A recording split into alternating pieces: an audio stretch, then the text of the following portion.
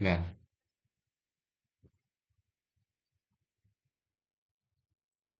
Oke, Assalamualaikum warahmatullahi wabarakatuh. Perkenalkan kami dari kelompok 9 Emas dengan bertemakan sistemnya Unifine.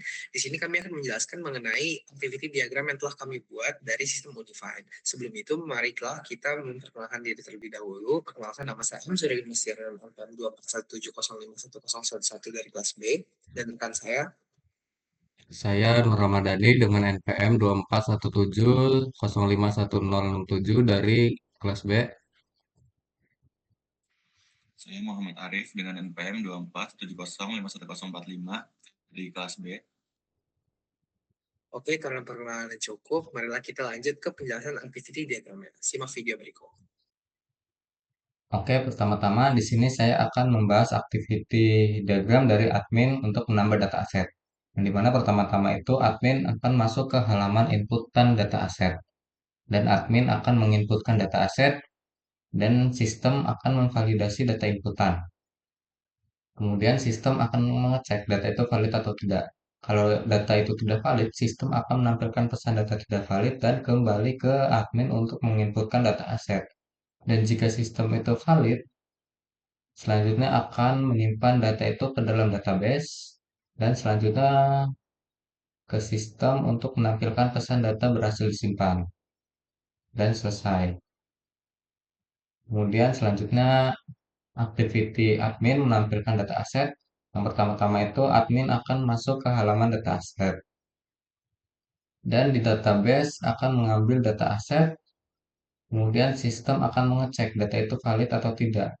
Jika data itu tidak valid, sistem akan menampilkan pesan data aset tidak tersedia dan selesai. Namun, jika data itu valid, sistem akan menampilkan data asetnya, kemudian selesai. Selanjutnya, activity admin mengubah data aset. Yang pertama-tama itu, admin memilih data aset, kemudian melakukan tombol edit, dan selanjutnya admin mengubah data asetnya. Nah, sistem itu memvalidasi data inputan dan mengecek data itu valid atau tidak. Jika data itu tidak valid, sistem akan menampilkan pesan data tidak valid dan kembali ke admin untuk memilih data aset. Dan jika data itu valid, selanjutnya data akan diperbarui. Data aset akan diperbarui di dalam database. Dan selanjutnya ke sistem untuk menampilkan pesan data berhasil disimpan dan selesai. Selanjutnya, activity admin untuk menghapus data aset. Yang pertama-tama itu admin akan memilih data aset yang dipilih, kemudian admin menekan tombol hapus, dan di dalam database itu memvalidasi data inputan. Kemudian sistem mengecek data itu valid atau tidak. Jika data itu tidak valid, sistem akan menampilkan pesan data aset tidak ditemukan dan kembali ke admin untuk memilih data aset.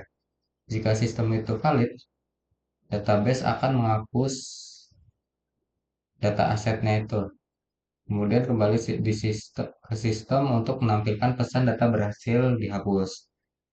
Untuk pembahasan aktiviti selanjutnya akan dibahas oleh rekan saya. Oke, saya akan melanjutkan ke activity diagram yaitu admin mengelola hak akses user. Pertama-tama admin akan masuk ke halaman manajemen hak akses. Kemudian database akan membaca data akun. Lalu sistem bakal menampilkan daftar pengguna role dan role. Kemudian admin memilih pengguna, kemudian merubah role user. Maka sistem akan melakukan validasi perubahan. Jika valid, maka akan mengirim permintaan update ke database. Jika tidak valid, maka balik ke merubah role user. Nah, jika valid sini mengirim permintaan update ke database, database akan memperbarui data hak akses. Kemudian, sistem menampilkan notifikasi keberhasilan N. Kemudian, admin mengelola jadwal perawatan. Pertama-tama admin mengakses menu jadwal perawatan. Kemudian database akan membaca data aset. Lalu sistem menampilkan daftar aset. Admin memilih aset. Apakah aset dipilih? Jika tidak, dia bakal menampilkan daftar aset lagi. Jika iya, memilih jenis penjadwalan. Apakah mau otomatis atau tidak? Jika otomatis, maka sistem akan menentukan jadwal secara otomatis. Lalu, database akan menyimpan jadwal dan sistem akan menampilkan notifikasi keberhasilan. Jika tidak otomatis, maka admin akan menginput jadwal perawatan secara manual. Kemudian, sistem melakukan validasi data, apakah valid. Jika tidak, akan menginput jadwal perawatan lagi. Jika iya, database akan menyimpan jadwal dan sistem menampilkan notifikasi keberhasilan. Oke, selanjutnya teknisi melihat riwayat service. Admin melihat riwayat service dan mengekspor laporan riwayat. Pertama-tama admin masuk ke halaman riwayat service, kemudian database akan mengambil data riwayat service. Sistem akan memvalidasi apakah data tersebut ada. Jika tidak, dia akan menampilkan pesan riwayat service tidak tersedia. Jika iya, dia menampilkan riwayat service. Kemudian akan lanjut ke melihat riwayat service, lalu menekan tombol ekspor. Sistem akan melakukan proses generate file dan melakukan export file N. Lalu teknisi login. Pertama-tama teknisi masuk ke halaman login, kemudian sistem menampilkan form login, lalu teknisi mengisi data form login, lalu akan dikirim ke database. Sistem akan mengirim ke database. Database membaca data, apakah data ada. Jika tidak, maka akan menampilkan pesan username atau password tidak sesuai dan kembali ke mengisi data form login. Jika iya, dia bakal validasi status login berhasil. Oke, sekian dari saya. Selanjutnya akan dijelaskan oleh teman saya, Surya. Oke, kita sekarang akan lanjut ke diagram activity user login. Nah, jadi admin sama si teknis ini bakal bisa login ke dalam sistemnya. Yaitu yang pertama, user bakal masuk ke halaman login, lalu sistem bakal menampilkan form loginnya. Kalau misalnya udah, nanti si user bakal mengisi nih data form loginnya, username, email, password gitu. Nah, kalau udah bakal dikirim datanya ke database untuk dicek. Nah, database kan membaca database-nya, data di database-nya.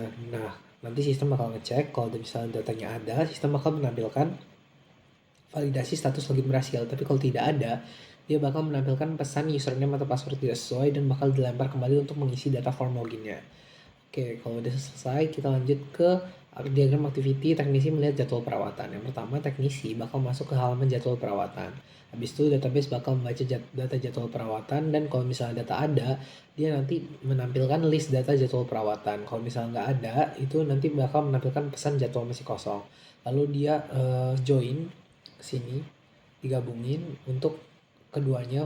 Kalau misal apapun hasilnya dari keduanya bakal masuk ke melihat jadwal perawatan. Jadi nanti user ini bakal tetap bisa melihat jadwal perawatan kosong ataupun ada gitu. Lanjut ke teknisi melihat dashboard. Untuk teknisi melihat dashboard monitoring aset, yang pertama teknisi bakal masuk ke halaman dashboardnya. Kalau udah bakal mencari nih database-nya mencari data ke database sistemnya. Habis itu database membaca datanya.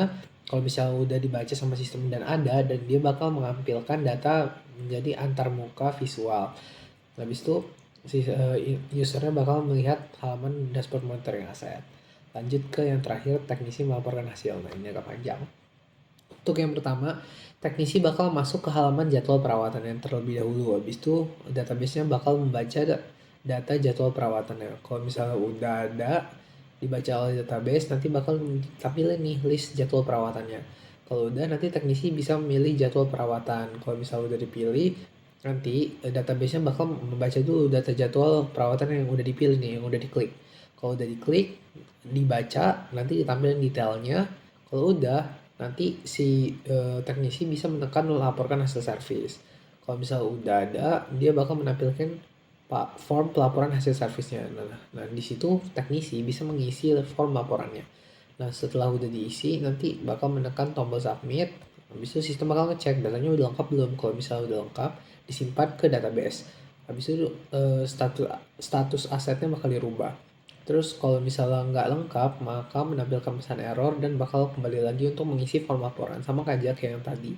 Terus kalau misalnya udah berhasil, dia bakal menampilkan notifikasi laporan berhasil disimpan. Terus juga si user bakal menerima notifikasi berhasil.